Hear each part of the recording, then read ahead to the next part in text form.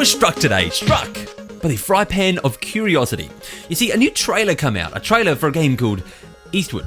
It looked beautiful, it looked great, it had me excited. But it left me wondering, apart from a cast of crazy characters who look like they're out of their brains and a stepdad wielding a fry pan, I really didn't know what I was in for. So what I did is I went sniffing around. And what I found, well, it was a new trailer as well as some gameplay. And so I figured what we could do today is we could all just grab our brain muscles, wrap them around what we know, and perhaps squeeze out. Let's just talk about what we know.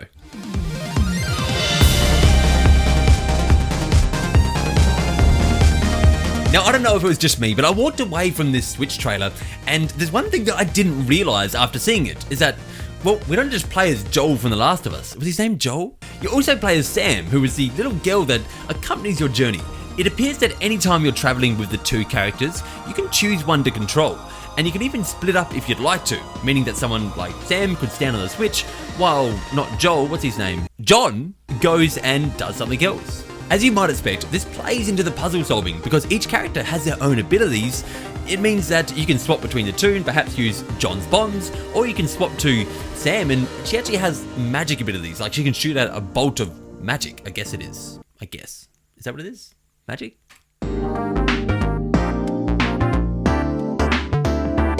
Now, when we're not gallivanting our way around the Zelda-like world, you can explore the towns, which by no doubt you've seen by now, these vibrant towns throughout the trailers. There is one thing these towns tip us off to though, and that is that John is actually the protagonist of the game, while Sam is accompanying you. What I mean by this is that you'll be prompted with a question and John will answer. Meanwhile, Sam will have her own personality and own take on things that you don't really have a control over. And right here is the point where we learn that Sam has an adventurous heart. She's always ready for adventure and always seeking that adventure, which is no doubt gonna land her in some trouble later on.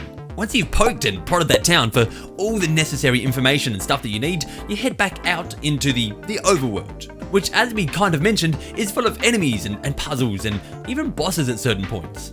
As for what we've seen in puzzles so far, just some basic stuff like pushing and pulling puzzles, like pushing these rafts around in a certain sequence to make your way through, as well as bombing, I guess, secret hallways and doors that you gotta find to make your way through the room. As for the bosses, we've only seen one and, well, I don't really have a bone to pick with him.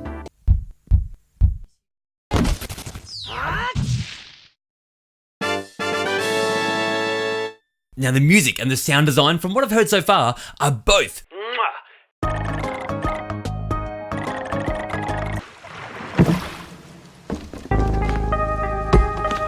when you combine that with the art style, well, you're basically one CRT filter away from having a time machine.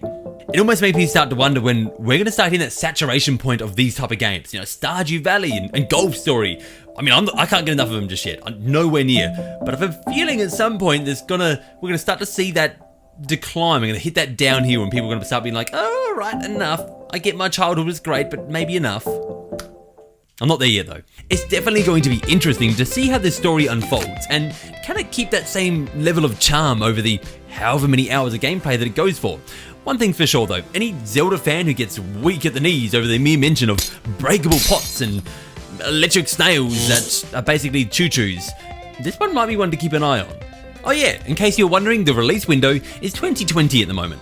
Alright, well that's going to do it for today. Now if you like these look forwards at upcoming games, make sure to subscribe to the channel and maybe hit the like button if you enjoyed the video. If you'd like a discussion about the most recent Indie World presentation, make sure to tune into the podcast this week. And remember, for great Nintendo entertainment, you can count on me.